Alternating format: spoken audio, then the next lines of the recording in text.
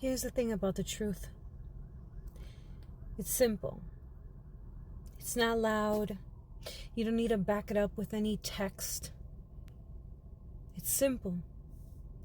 It feels true. You hear it and it's like, yeah, I already knew that. That's how you know it's true.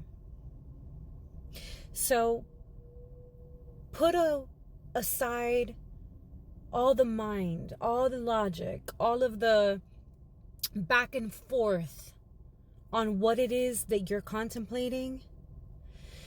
Put aside all the questions, because it's only the one who doesn't know that asks. And the one who doesn't know is always the mind, always seeking to know. And that's okay. There's nothing wrong with that. But it could only get you so far. The mind was never meant to be the master. The ego was never meant to be the master. I call it the mind, not the ego. The ego is a very charged term. The mind is equipped for survival, literally.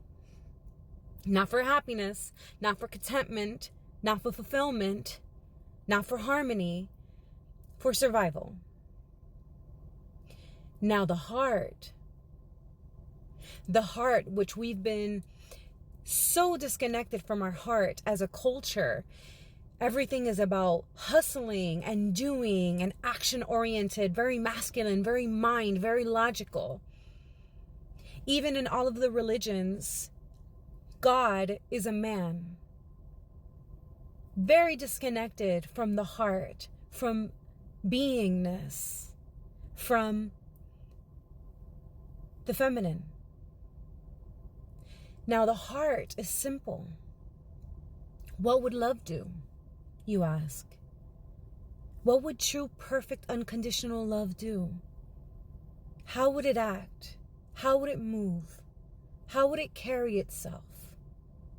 If you notice in scripture and all over Proverbs, wisdom is spoken about as a woman, she.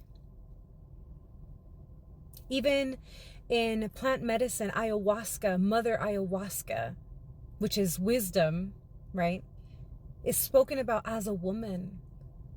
The woman is the wisdom.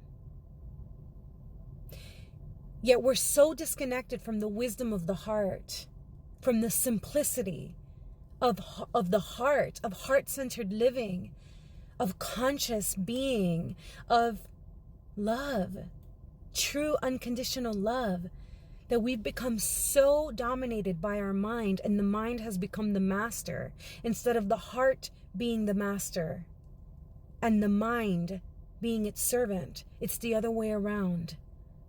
The mind is the master, the heart is the servant, and look at where that has gotten us. In a society, in a world that is so disconnected, not only from each other, but from ourselves. From ourselves. We feel in our heart, help this person, give the homeless person $5, maybe have more compassion for this other person, maybe don't be so judgmental, give, understand, love. But the mind says no. What are they going to do with it? The mind's like, no, they don't deserve it. The mind's like, no, but this, and this.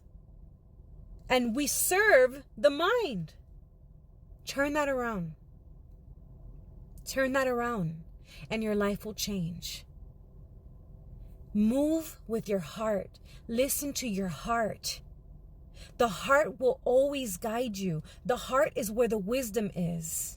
And this is not just woo-woo. This is literally scientific.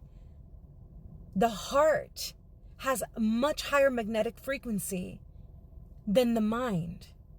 We were meant to live from our heart, to operate from it, and for the mind to serve the heart.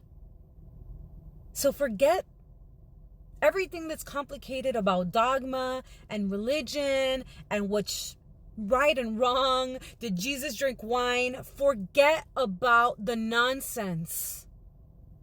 Love your neighbor as yourself. Love.